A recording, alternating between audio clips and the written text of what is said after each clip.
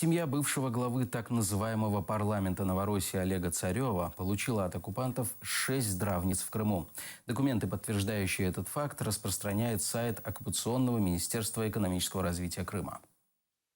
6 здравниц в Евпатории, Алуште и Ялте. Радуга, Ветеран, Айтадор, Юбилейный, Хитовец и Днепр. Раньше там отдыхали дети с родителями. Теперь они переданы Олегу Цареву и его семье для реконструкции. Журналистка Валентина Самар одной из первых начала расследовать эту тему. Говорит, объекты дорого содержать, поэтому передали человеку, который не боится санкций.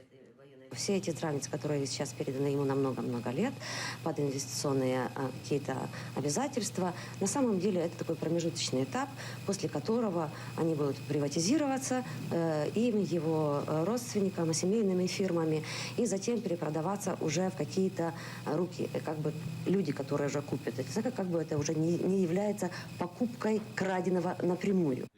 Подтверждают это и украинские эксперты. Российские и зарубежные инвесторы в Крым не спешат. Бизнес там делать невыгодно. Если он начинает работать там, вкладывать свои ресурсы финансовые, он теряет возможность работать с Западом. С ним просто никто не будет работать. С ним никто не будет контактировать. Это невыгодно. Там, где нет политики, нет идеологии, остается чистая экономика, Крым не привлекательный. Курортным бизнесом Царева уже заинтересовалась прокуратура Автономной Республики Крым. Открыла уголовное производство.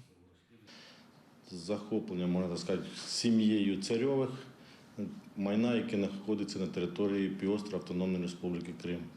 Це перш за все та славнозвісна північна фабрика, птицефабрика, а також ряд санаторіїв, які раніше належали державним, а також іншим органам і перебували у власності в Міністерстві відомств.